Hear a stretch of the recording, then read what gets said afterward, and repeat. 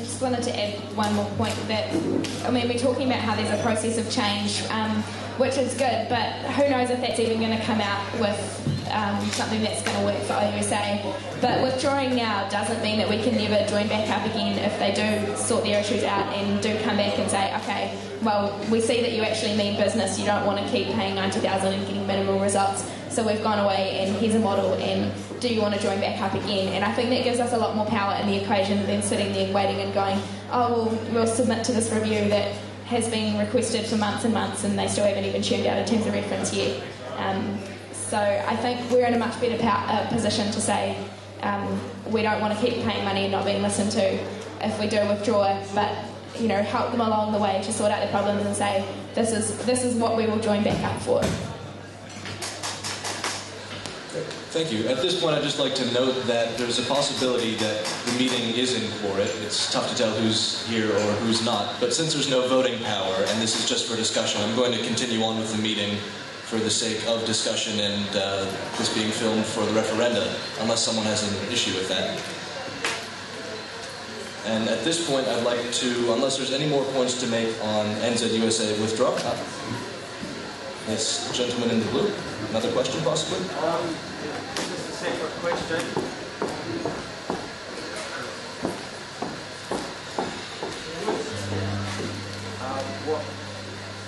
What if any, effect,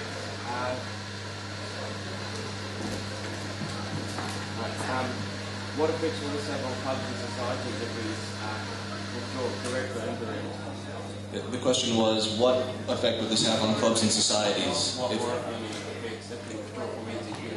if we were to withdraw from NZUSA?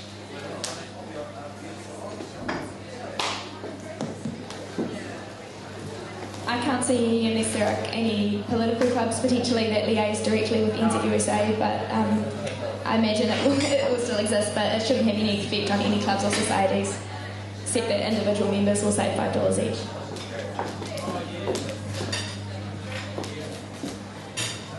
I can only see this having a positive effect on clubs, as the OUSA will now have $100,000 more to put into club resources and to put into the recreation facility, to staffing, into grants, into support for clubs, and we're introducing a new tiered club system whereby those clubs who do the work will get more and improved support from now on. Harriet said that money was going to go into one-on-one lobbying from the OUSA itself. Yeah, you raised the question, where will the money go? You're saying clubs, Harriet said lobbyists.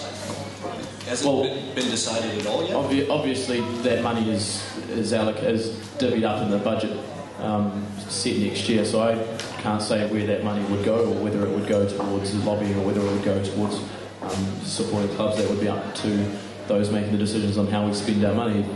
If we found we could get national representation for $20,000 and you've got another $75,000 there to either reduce student levies by or put towards other parts of the association, that's up to next year's budget setting.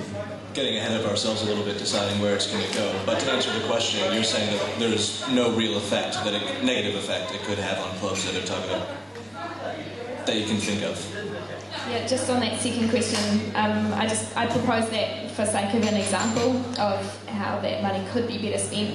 At the moment, the money we will spend is what's in the budget that we're proposing, and we do have a 12-month withdrawal period. So in order to withdraw from NZUSA, we do actually have to continue paying levies for the next 12 months. But in the next budget round, we'll be in a much better position to sit down and say how we're going to make sure we fill all the national representative gaps.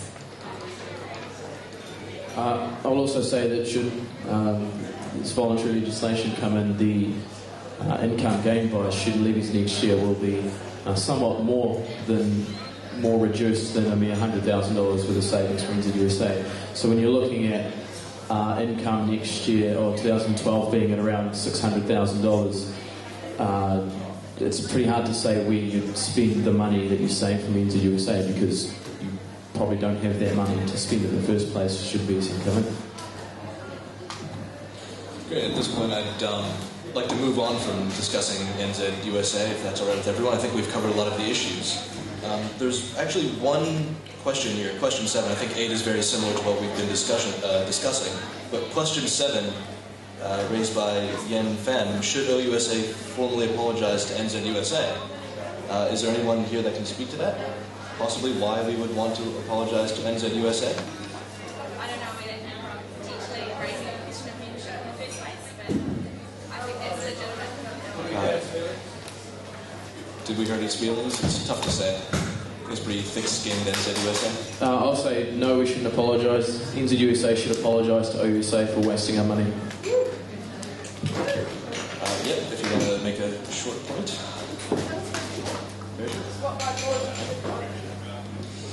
I think OUSA should apologise to NZUSA for not being enough for its liking. Well said. Okay, well then.